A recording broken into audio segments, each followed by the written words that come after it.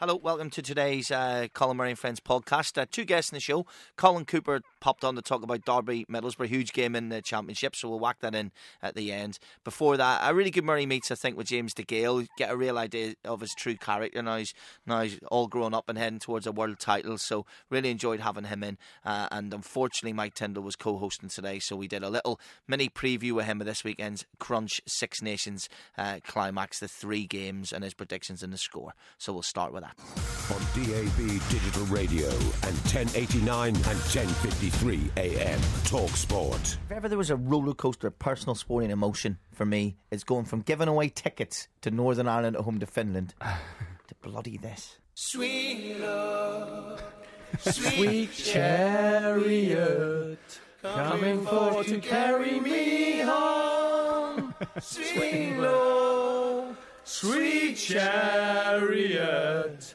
coming forth to carry me home.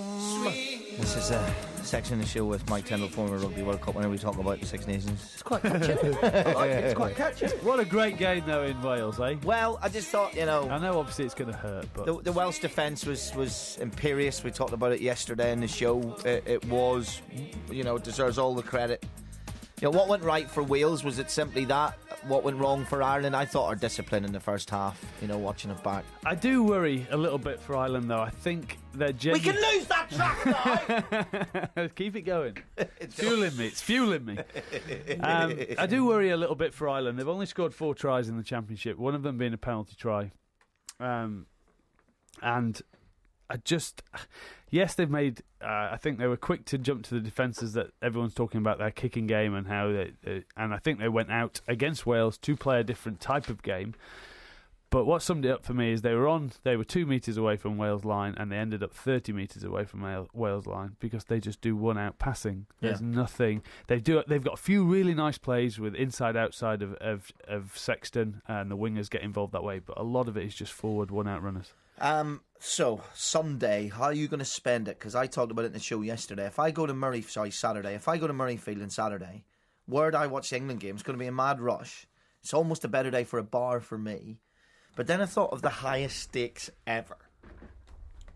I go to Twickenham with you. That could be the worst or best day of your life. That is very, very true. It could be. Or have a party where you invite one English person, one Welsh person, and you sit and the old joke. Then you just get drunk and have a good. Take an Englishman, Irishman, and yeah, thank you. Yeah, okay. Who's our Welshman? Who's always the brunt of those jokes? I wonder. Yeah, who's going to be the Welshman we take? Who would we take? John Hartson, probably. If I was pushed to take a Welshman to a party, it would be probably John Hartson, Johnny Boy. It's good fun. That's not very nice to Welsh people. If you were pushed to take a Welshman. I just don't know. I don't have a million Welsh people to take. Oh, I take Hugh Stevens, the radio presenter. I probably know him longer than any Welsh person. He's lovely. So I probably would invite him. I don't know whether he's in this rugby. But I'm sure we can sort that out at Twickenham the weekend. But could you take it, though? Could you take it? You see, it's too high stakes. I couldn't imagine being within a mile of you if England win the Six Nations. So what happens is, for people that don't know, the 3 games happen back-to-back at the weekend. And they happen on Saturday. Wales go first. They'll be the underdogs. Everyone's tied in 6 points. Then Ireland. And then England, and England will know what they need to do. For those people that don't know, in terms of the points difference as it stands at the moment, and you correct me if I'm wrong, England's plus 37. Yeah. Ireland is plus 33. And Wales is plus 12. So real nature. So what I want you to do objectively here, Mike Tyndall, is, because I know you're terrible at maths, too many blows to the head, just tell me what you think the scores of each game are going to be. And then, without thinking of the points difference, just be honest. I want you to predict the exact scores of 3 rugby matches, and from that, we will know who's going to win the Six Nations based on a Rugby World Cup winner's predictions. So Italy are playing Wales. Forget everything else. Italy are playing Wales. In Italy, what's the score going to be, Mike Tyndall? I've put it down as Italy 10, Wales 38. 38. So that's plus 28. Which in total, plus 40, that puts them on. That puts them. You do that puts part them of it. Plus yeah, 40. Yeah. Are you sure? Yeah, 12. 12 and 28. Plus okay. 28. Yeah, okay, so 40. Wales are now have 1 and are on plus 40 and 8 points. Now, no, don't work it out in your head. You have to be honest, right? You promise me? Yeah. Right, you promise? I'd already written these down. Okay. So let's move on then. So Wales have won. I'm now in a bar and loads of Welsh people. are now they're a bit bullish. They're thinking they have a chance, and they sit to watch Scotland, Ireland. What happens next? I've got Irish pressure will win, but I think Scotland showed they can score tries, so I'm going to go 16-25. 16. So Scotland 16, 25. Ireland 25. So that's 9 plus 9. Is that plus 42 then? Yeah. For Ireland, it's plus 42. So they go above Wales. Ireland are now winning. Yes, the Six 2 Nations points. by just 2 points. You've only got Ireland 2 points out of Wales at the end. Okay, so Ireland now know the situation. They know the situation. The situation is really, really simple. It is bonjour, mon ami. Whatever is it. Yeah, je suis français. And then what happens next? Come on. I haven't gone with you on this one. I think, yes, people are going to look at France versus Italy, but there are loads of mistakes. England should have put 40 and had it dead and buried against Scotland. I think England will win 28-10. 28. Oh, they've romped it. You got the romp in it, you bigot. They've romped it. Absolutely romped it. Okay, I'd say I'm not far away from your prediction, to be fair. I do think it's that thing as well, right? 5 minutes to go, even if it's closer than that, right? 5 minutes to go, because the French could easily put in one of those type performances. You go, where did that come from? But let's say England are 3-4 points off, which they don't have to win by much by those. I think your first 2 games are fairly accurate. So it's 5 minutes left, and it's a penalty, and the difference between it being this third game or the fourth game, where you go, well, we'll kick the penalty, we're 5 points ahead, that's 8 points, that's a 2-score game, but knowing that they might say they need 11, they'll kick to the corner, and that's a massive advantage. And I'm not saying it's a big deal, I'm not saying it's fixed or anything, I'm just saying the last game, who would have thought on the last day of the season, the 3 teams tied will all be going one after each other, but, and not playing each other. I know, it's weird, but it was that way last year with the... England went first last year and Ireland went second. Exactly. So and look what happened there. It does even itself out. Do you remember what happened there, Mike? I don't remember what happened in the Ireland game. Ireland didn't play, did they? They just handed it to England. No? Yeah. No? No. So basically, I'm with you. I do think it's in England's hands. I really do at this stage. Everyone says it's emphatic a victory. I think it might be a bit closer, but I'm certainly going with lowered expectations. It's just difficult because... Like France's attack is so poor at the moment. 20 handling errors in a game is just unheard of by the French on the weekend. There was 40 handling errors between the 2 teams. So there's a scrum every 2 minutes. Hence why that game was the dullest thing I've ever seen. Could you imagine, right, as Stephen says, work out the points for if Scotland, Italy and France all randomly win and do it the other way around, who has the biggest defeat. Well, what a day that would be. Right, okay, Saturday's a big day for the Six Nations. Mike Tyndall and I will not see each other or talk to each other between the end of this show and the start of next Tuesday. Picking some of my favourite Irish tracks as it's St. Patrick's Day. Here's a bit of Van for you. Well, it's a marvellous night for a moon dance with the stars up above in your eyes. Anyone here ever seen Van Morrison live before? Nope. No, you? Nope. You can turn up one day and he's amazing. You turn up the next day and it's the worst. He's one of those ones. He can't be bothered. Yeah. I've saw him and he's been amazing, and then I saw him with Bob Dylan once, and you're thinking this is just a dream bill, and it was just the worst night ever. It just depends, really. He's one of the, I like that about performers. Let's have a bit. You know the night's magic seemed to whisper and hush. You know the soft moonlight seems to shine in your blush. Can I just have one more moon dance with you? My love. Funny enough, this song, by complete chance, could be perfect for our next guest, because in terms of the time we're going to be watching his next fight, it will be a moon dance that could lead to a world title. In the studio, a man with an amazing story, a sliding doors of a career so far, and finally the fight he's been craving. Also, he's brought his mum here in case we step out of line. The pressure is on. Diana's watching as we welcome James DeGale. Good morning. Good morning, Colin. Now, she's famous, obviously, Diane, but I'm worried. Now, Diane, I rang Diane to sort an interview out with you once, so Diane was the go-between. She's the boss. Yeah, are you still living at home? No. Oh, I'm not. I've moved out, Colin. I've moved out, and Next door. It's not far. But you know what I'm like. I need my family. I've got a good family around me. They do a lot for me. So yeah. Listen, there's so much to talk about. Let's start with the now. Let's start with your fight against Andre Durrell. It's going to happen in the States. Give us an update of where we are now, because they basically bid more money to host it. So they basically won the purse bid. I'm just waiting for a date and a venue.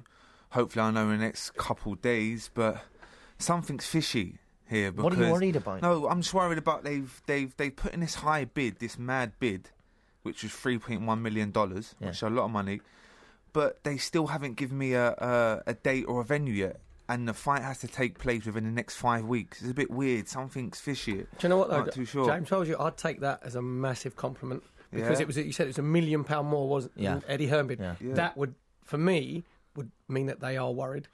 If the purses were quite close, but to go that much over the top, think. The only chance our fighter's got Andre Durrell is in America. I'd take that as a positive if I was you. Yeah, I would, 100%. I think it's the biggest purse for a vacant world title ever. Yeah. But it's $3.1 million is crazy. Are you worried that... I'm not moaning, by the way. I'm making sure he knows where he's going and the fight's going to happen. I'm loving this right now. Forget the money. As it gets closer, are you worried they're going to back out? A little bit, but... Colin, as I say, it's not about the money, it's about me making history and becoming the first Olympic gold medalist from Great Britain to win a world title.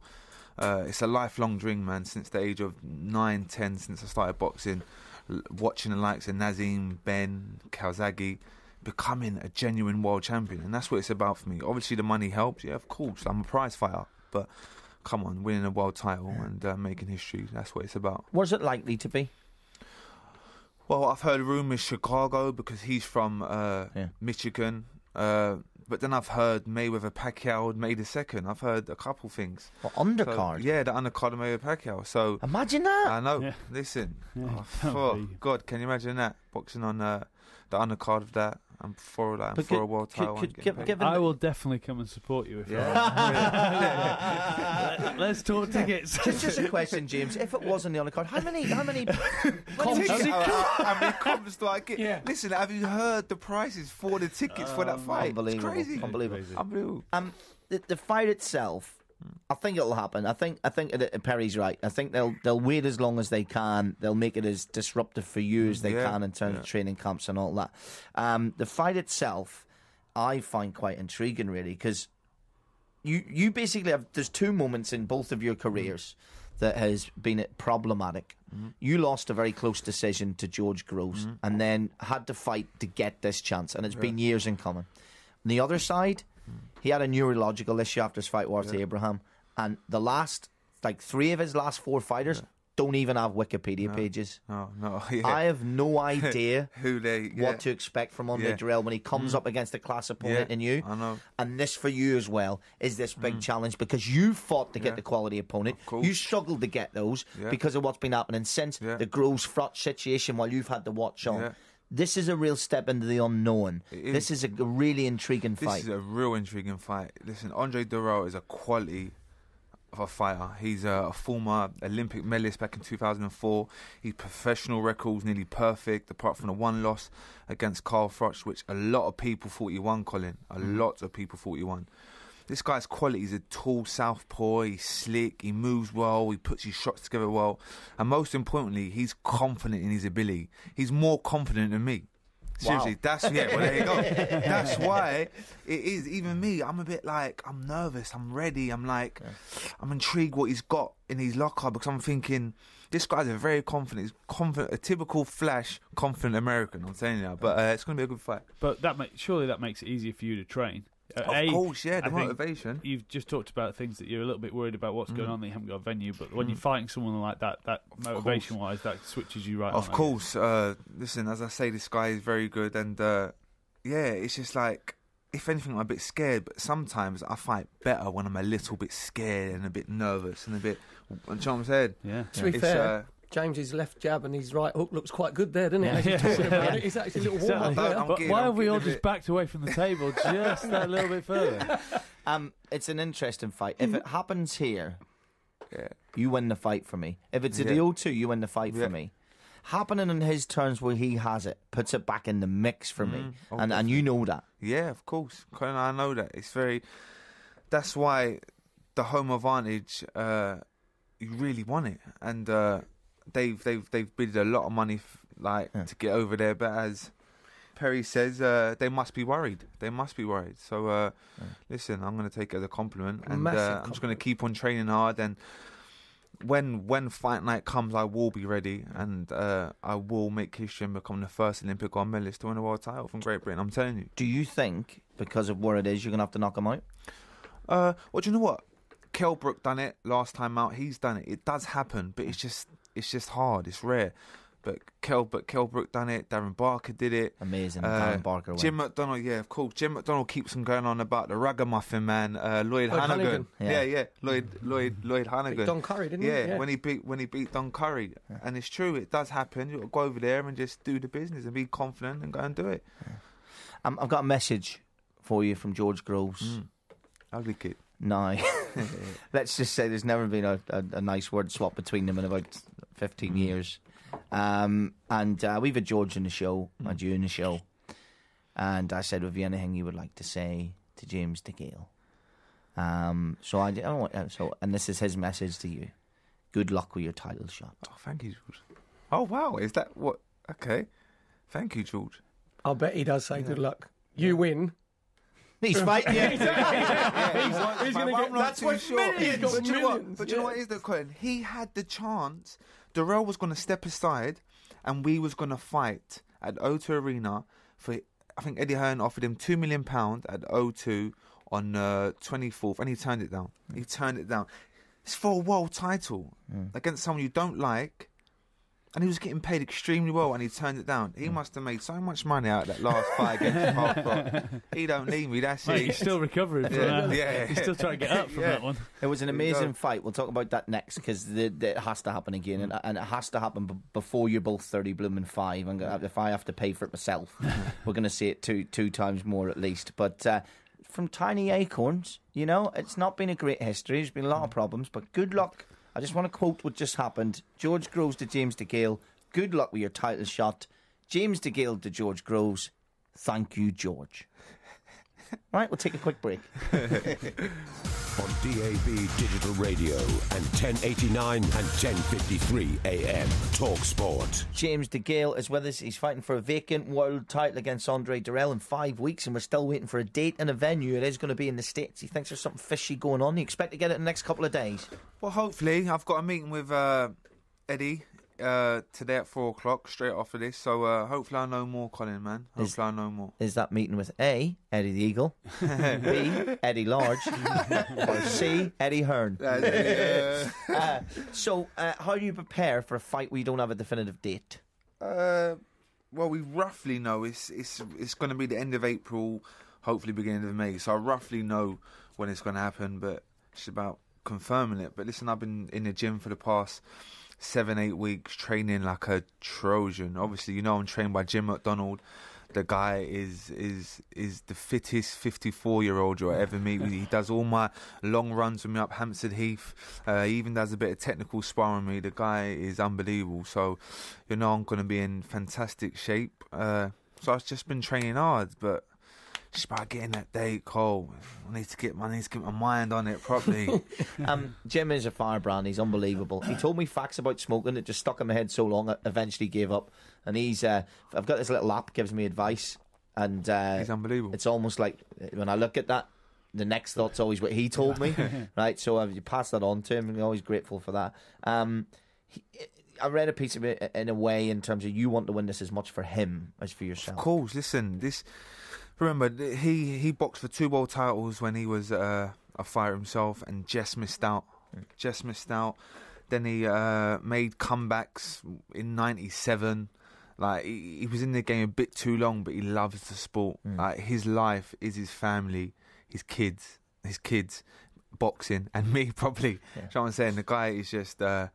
It's like boxing, and the guy's been living through me basically for the past 7 years, and for me to win a world title, it probably feel like he's won a world title. So it is for him. It is for him as well. Obviously for myself and my family and my people around me, my fans. But it's for Jim McDonald, man. Me and him have got a fantastic bond together, and I wouldn't change it for the world. Trust me. I said 3 of the top 4 Ring Magazine's rated super middleweight are all British. One of them's George Groves. We've talked about. You said you're a prize fighter, so regardless of anything between yourself and George, we should explain if people doesn't know that was it European and British? It was British and Commonwealth. British and Commonwealth, yeah. okay. So you fought each other, and it was a majority. So one judge had it 115, 115. The other 2 judges 115, 114. So you get the idea. George will say he won. James will say he won. You get the idea. But that's what happened. It was a sliding doors moment because he was able to take those 2 titles and garner better opponents. You had to really fight tooth and nail for it. Your next fight. If and when you beat Andre Durrell, if you're a prize fighter, has to be George Groves. Well, yeah, you would think, listen, if the British public want to see it and it makes sense, listen, I'm in boxing for the big fights, and me against George Groves is a big fight. So, of course, I'd want to revenge my loss and get back in the ring with him. Of course I would. There's a listen, and ours is a proper rivalry. It's not a made up. It's not fake. It goes back years, and that's what I try and explain to people. People stop me on the street and say, "What's happening? When are you fighting him again? That Groves? Is it true? Do you really hate him that much?" And I say, and I half had to explain to him, it goes back. I've known him since the age of 12, and there's lots of history. Yeah, 2 things, sorry, James. 2 things. One, I just like to put it, I'm no relation. There's no bloodline there at all. Right. You look like you're just a slightly overweight version of him. I was running your house for a family thing that George was talking about. When George is in here, I try so much to get a bloodline that I can get through, but we actually no relation. But the other thing is, when you're saying about James had to sort of start again when you lost against him, you had to dance to everybody else's you had to take fights that everybody else dictated James to. If when he beats Durrell, then he becomes the one who says, actually, no, I'm in charge now. You're going to do what I say. Definitely. Is Frotch finished? Or is he on the radar? Nah, I think he's still about. He obviously gave up the IBF so I can box for it. But now they're telling him to fight Andre Ward for his mandatory. So he's a bit in a difficult situation now as well. Does he want to take that fight? Well, Andre Ward beats him. He wants 2 fights. I think, what I can tell, I think he wants to fight in Vegas. He wants to fight the City Ground. Yeah, that would be, if he goes Vegas first, you go City Ground second, wouldn't you? If you can beat Andre Durrell. Listen, wherever the money is, wherever people want to see me fight, whoever people want to see me fight, my promoter and the people, man, the British public, the people want to see me fight. As I say, I'm a prize fighter. I want to do it. I'll fight whoever's there, whoever's ready. I've got 2 things I want to talk to you about your Olympics for a couple of minutes. I want to ask you a favour. Because we've got one more part of the interview. And don't feel obliged. You don't have to say yes. Would Diane do the interview with you? Answer. I very do doubt she would come in here. Why? Is she a bit shy? She's a bit shy. What if I promised to be really nice? When the camera's not on her, she's in your face. Oh, I know that. Mum, yeah. Well, you know her. Oh. But I very do doubt she'll come in there and speak. So should I ask her during the break? On. Yeah. What's the best way to get round Diane de Gale? Just answer her nicely, and I think she will do it. Okay, come on. Now, just be really nice to talk to her about that. Now, as you mentioned, no legitimate world title has been won by an Olympic gold medal, a British Olympic gold medal, which I find staggering that hasn't happened. It was a remarkable Olympics. Talk about growing up so quick in that. You fought a brilliant fighter, and a good friend of yours, Darren Sutherland, who passed away. And you've talked to me about that before, even going into this fight. I'm sure he's still right there in your thoughts. Of course, it was a healthy rivalry, but it was a competitive one. Like, he was from Ireland, I was from Great Britain, obviously, and the rivalry was fierce. But the mutual respect we had for each other was crazy. Do you know what? We boxed 6 times. He beat me 4 times, and I beat him twice. The two times I beat him were to qualify for the Olympic Games and in an Olympic semi-final. It's crazy. It's unbelievable. It's weird how things work out. But the other 4 times, he dropped me. He beat me by 10 points. He was a very, very tough, strong fighter. Had a good heart, a good jab, solid fight, very strong. Very strong. But it was just sad, very, very sad what happened to him. I know, especially if you put him into the mix now as well. Would you imagine? What's going on at the moment in boxing at that weight? He would have been right in the mix. and probably at the top of the tree because he was a very, very good fighter. Better than you. I like that. Diane definitely ain't coming here. James is gone. What's the door just shut? And then there's this weird final, right? You're taking on Emilio Correa. I can never pronounce Correa. And he was what a fighter, by the way. Feared favourite. You were like an 80-1 shot before a punch was thrown. Listen, my pups earned a good few quid. Yeah, I'm telling you, a good few. What was the bet? What I think he never admits how much. Oh yeah, he never admits how much. But I know, the odds. but yeah, the odds. I was at 80-1 underdog, and he lumped on straight away. 80? But 80 to 1. No, before anything. Yeah. But even in the final, I think I was 14 to 1. Something stupid. That's like ridiculous. So you win by 2 points. Yeah. Right. What does this Cuban fighter do to cement his place in Olympic history?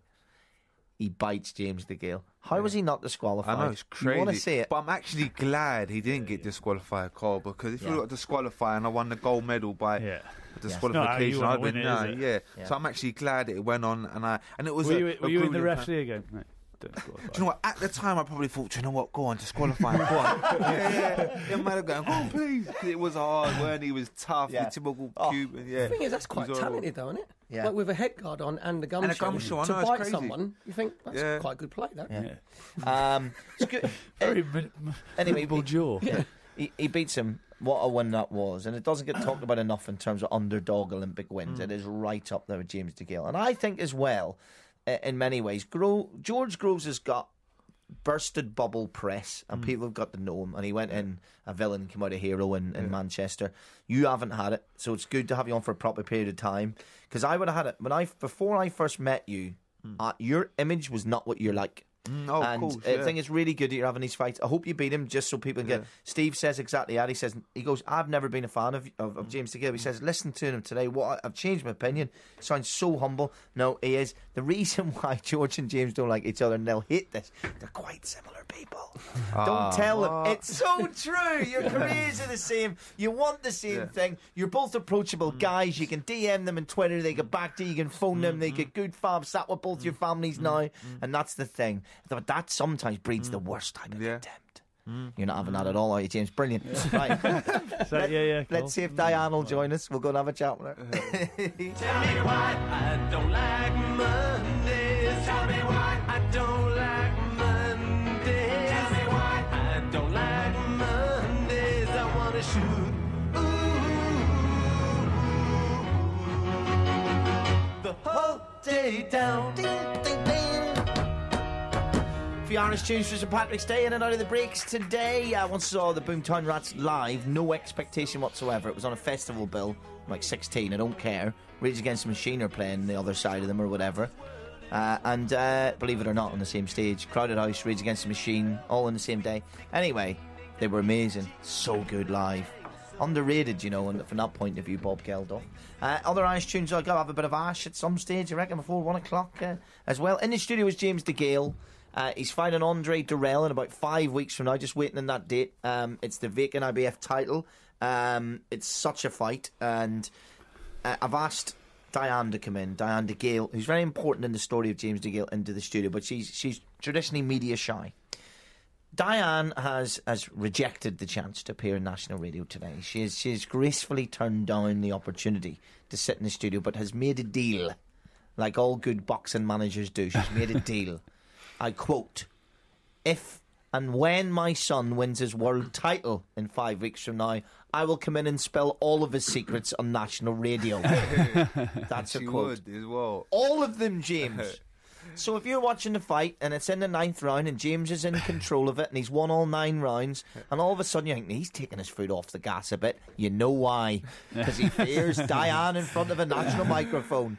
How important is it for you? Do you think in a way it helps to have a loss on your record? Because Froch got his respect by going in and fighting people, win or lose, and he did win and lose. And it didn't stop him earning millions. The opposite, he helped to sell out Wembley. So I hate this when fighters just protect themselves. We shouldn't be seeing Mayweather Pacquiao when they're both 143 years old. It's ridiculous. No, it takes the pressure off. It definitely takes the pressure off. Like, it's like, I've lost my O. I've lost my O, so I'm not bothered. I suppose when you talk about Mayweather, he keeps on going about his O. Yeah. And that's a big thing to him. And I suppose that is that extra, that's added pressure when you go in the ring losing your O. But listen, I'm not fussed, man. Obviously, listen, I'm gonna in my career, I'm gonna probably lose again. Yeah. But does it not matter how mentally strong you are? 'Cause I think Tyson Fury said, didn't he, that if he gets beat, he doesn't think that he'll fight again because he don't think. That's what he said, didn't he? Ridiculous. No, that's what he said. He said, I probably won't fight because I'm not sure if I'll be mentally right because once I've got beat. But that was like Hamed, though, wasn't it? Yeah. He sort of, once he got beat, he just... To be fair, listen, all great fighters get beat. Yeah. You tell me a great fighter didn't get beat apart from Rocky Marciano. Ali, the greatest, got beat. Sugar Ray Leonard, one of my favourite fighters, unbelievable fighter. Hagler, all of them got beat, beat. But they come back. They come back and win it and loads of money and win another title and win loads of money. So what? Who cares? That's what makes them better in some ways. Test. Yeah. That's your test, isn't it? Do you not think as well that we're savvy now? We don't fall for the same old tricks, and we know now when an opponent's a bum. And you've got, a lot of boxers, to be fair, talk through the row, it has to be said, including Mayweather. And I like that. I like the fact that you're only, 28 now? 29. Just turned 29, right? So you're fine. These next 4 years, yourself crucial. and Darrell and Groves, however long Frotch wants to hang about, Abraham, there's a few others, all fight each other, and that it makes the division brilliant. It is competitive. That's what it's about. I want to box the best out there. I want to test myself. So I want to box the best, man. So bring it on. At least that way you walk away with no regrets. Of course, that's it. That's it. I'm not scared of losing again. I swear to God, I'm not. All I want to do is win my world titles, unify titles, and earn money. That's all I want to do. Do you want my honest opinion? Your fight against Darrell? Go on. I think you win it if you don't worry about him. I think you need to give him no credit. Yeah. And that sounds horrible and to no say, but you do. as well. I've got to go over there. Stop worrying about the name. Yeah. Don't stop worrying about all that. Just get in and fight him because I think you beat him on paper at the moment. And definitely. Especially watch your last few fights up against his and what he's went through is a lot worse than just having a no taken away from you. So I just think if you go in there and just don't worry about him. Yeah. Do you know what, I'm on a roll as well. Out. Yeah, you're on a roll. I'm on a roll. My last 2 performances against Brandon Gonzalez at Wembley on a massive stage, took him out nicely at undefeated fire. And then Periban, 6 months before me, he's boxing for a world title. He went 12 rounds with Zeko Bika. So these are good quality opponents that I'm beating and looking good against. So I'm on a roll and I'm ready. He's also looking at his next fight, which is extremely disrespectful. So you need to put those words down his throat. I know. He's still talking about Carl Froch. He needs to get over it. Yeah. That was like back in 2009. He really needs to get over it. Good. Let's hope he does have one eye in that fight because that's where you're going to catch him anyway. Chunky, everyone always says, how do you get a nickname Chunky when you're an Olympic gold medal boxer and you're fighting at the weight that you're normally fighting my question, Cole. Yeah, what exactly. My question for? Right, but wasn't this in your first boxing gym, wasn't it? Yeah. I walked through the gym doors at the age of 10 and my first coach, Steve Newland, just called me Chunky, and it's stayed ever since because I was a fat kid. I was a chunky kid. That's why you wanted. That's why you wanted Diane in. I was a fat kid. It's only puppy fat. That's it. That's what it was, a puppy fat. I lost it, but it just stuck. Yeah. And everyone in the amateur boxing circuit knew me as Chunky. Some people didn't even know my name was James. They called me Chunky, so it stayed. But it's all good. If you win a world title, if and when you win a world title, and then we sit here in 3 years from now and you and George are racing each other in wheelchairs like in Rocky around hospitals, I'm assuming that you will at some stage lift and become the undisputed king of Strictly Come Dancing. Well, listen, as I say, after I've finised boxing, I'm willing to do anything, really. Honestly, I'm a bit of... He's skipping over. I'm a bit like Mike. Yeah. No, he's skipping. I'll give anything You're going to have to... Always got to itch that scratch that itch, itch that scratch that itch of doing something that pushes you. No, they'll be both doing the jump. What do you mean pushed yourself? You had the posh holiday up a mountain. Oh, not that one. The other the jungle. Yeah, but he's skipping over it. The difference is that you weren't brilliant at skiing before you went there, were you? This boy knows how to dance twinkle toes. He went to dance school for a bit. Well, don't put pressure on me, Colin. Wow, I'm not Michael Jackson, but you know what I did a year at stage school. Yeah. And I tell you what, he wouldn't get beat by Joey Essex. I know that much. That's not happening. Brilliant. Listen, best of luck. Let us know when you get the dates. Okay. And we'll continue to obviously bring it up on air. It's a fight. If it happens in the States, you might be one to have to step a bit later. Would you rather it was a headline fight in its own right, or would you rather it was the undercard of Mayweather-Pacquiao, which could explain the delay? Yeah, I would. I think I would like it to be on the undercard of Mayweather-Pacquiao. Can you imagine that? It's just the biggest show in boxing.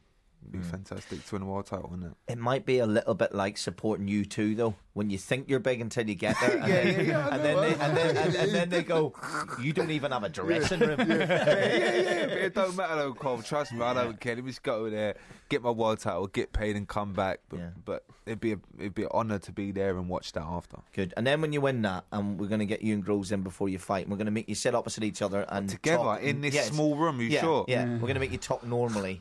We're going to talk about the actual fight. We're going to be the oasis for you when you fight each other. Diane says she go in the middle as referees. Diane, that didn't work out too well last time, so we're not going to do that at all. And I ain't going in either. We're getting Securicor in. No, what do they call it? Group 4 or whatever. No, you was right. He's getting $1 million, isn't he? So you're at Securicor. You was right first time. Spot on. But well, listen, Darrell first. Good luck with it. I think his mouth's way bigger than where he is right now. I think there's a myth of a reputation around him. It should be two really good fight. Best of luck to you, mate. And we'll see you on the other side. James DeGill and Talksport. I'll be in our podcast as well, which we put up on iTunes a little later in the day. Well, it's St. Patrick's Day and we're playing Irish music. We had a bit of Thin Lizzy. We gotta have a bit of Teenage Kicks by the Undertones. It wouldn't work otherwise. So enjoy a little bit of this before we move on with the sport. Teenage dreams, so hard to beat. Every time she walks down the street, another girl in the neighborhood. Wish she was mine, she looks so good. I wanna hold her tight. There's teenage kicks right through the night. I'm gonna come and run the telephone. That's what we're gonna do now with the former Middlesbrough defender and assistant manager Colin Cooper, who joins us. How you doing, Colin? Morning, Colin. How are you doing? You well? Yeah. Happy St. Patrick's Day. Happy St. Patrick's Day to you, my friend. Thank you very much. I'll enjoy it. I refuse to get. If I look at the championship too long, my head falls off. It's something else, isn't it? It's great. I have to say it's great. I think it's both ends really, but especially at that top end, it's an amazing. It's going to be amazing 9-10 games to the end of the season, and I'm listening to the managers who are kind of competing in the top end. You know, the Mick McCarthy's, the Eddie Howe's, the Karankas, the Steve McLaren's, and they're all right. Everything's to play for, and it's brilliant to have such an exciting end to the season. Tonight is simply massive. The weekend is massive. So it goes Derby, Middlesbrough, then Bournemouth, Middlesbrough. As important a 2-game road trip for your former club as most in their history. Well, certainly recent history, Colin. I think you're right. The only thing I would say is recently Middlesbrough's away form's not been great. Home form, brilliant. They don't give too many goals away. I mean, that's a fact. But at Nottingham Forest a couple of weeks ago, I was down there watching the game, and obviously they conceded 2. I haven't gone ahead, and that doesn't happen too many times. So I'm sure Aitor and Stevie Agnew and all the coaching staff will have really battened down on that, because, as I said, the one thing that Middlesbrough are not doing away from home, unfortunately, is scoring goals. At home, not conceding many, and the goals flow one after the other. But away from home, it's been a bit different. So, the next 2 games is going to really determine, I think, what happens in the shake-up. Colin, the Middlesbrough results at the iPro haven't been great just recently, have they? I think they've only won 1 in the last 5. But when you go to Derby, you've got to make sure you match them in midfield. Derby are very, very strong in the midfield areas. Derby are a good side. I mean, I remember speaking to the guys on Talksport when the game came up to the Riverside, and Middlesbrough played ever so well. They pressed Derby really high, but as I said, Aitor doesn't change his system. He'll play a 4-2-3-1, and that's the way he plays. That's what he believes in. And I'm listening to Paul Simpson in his press yesterday saying he's urging the players and the fans to get behind Derby tonight. So I think they're trying to make it an atmosphere, a bit of intimidation. But Middlesbrough are okay. I like Derby as a side. I like the football they play. I like the players. I like Steve's always been an advocate of playing good football, of trying to get young players in the team. And, since Tom Ince came, Tom's a great young lad. I've known Tom since he was about 9 years of age, and he's a great footballer, and he had that real impact when he came in. And, it'll be players like Tom and Johnny Russell, and whether Chris Martin's fit or Darren Bent, they've got some big players as well as some very good young players, Derby. So I think it'll be a cracking game tonight, I've got to be honest. Chris, I think Chris Derby fan. No, you might not be, because you said they on your thing. Let's have a look. No, you're Swansea fan. He thinks that tonight is a must-not-lose game for Derby if they want to finish in the top two for sure. They're on this run at the moment, which is not the form of a team who are going to get promoted. I'm sticking with them because, of course, that happens, and you do find that form again. He's got a point, though, and they need to get a bit of momentum back, Derby. Is it fair to say maybe a little bit more pressure on them tonight? Well, I think being at home, Colin, I think it's one of those that I think that's probably why we've seen, Simo yesterday urging the fans to really get behind the team. The iPro's a really fantastic stadium, and there will be a good atmosphere. The Derby fans are, having played in a East Midlands derby when I was down at Forest, the Derby fans can be a bit, they can get behind the team and make it a bit nasty in the stadium. So I think that's what they'll be hoping for. They'll be hoping to get behind their team, hoping to make Middlesbrough feel a bit of pressure. And as I say, you mentioned Derby's form of late, but you look back at Middlesbrough's last, I think, 5 away games, and their away form's not great either. So both teams have a real balance of how to play the game tonight, because both teams will want to win and both teams will not want to lose. That is a fact. Both teams will not want to lose tonight. But the win makes it more important. You win games at this stage of the season, getting into the final 10, and 3 points is a massive 3 points at any time now. As if it could be any more unpredictable than what it is tonight. You've set that up, and even more excited about it. Colin, thank you so much. Much appreciated. Thank you. For coming on the show. Thank you very much. Pleasure's all ours. Former Middlesbrough defender and assistant manager Colin Cooper on a massive fixture list tonight, but it doesn't matter. It's every single fixture list in the Championship is going to have a game that's going to decide the fate of a team. So you pull that out of the bag there. Ipswich are at home to Bolton tonight. Who else we got? It's Wigan, Watford, isn't it? So Watford are travelling to Wigan. How big a game at both?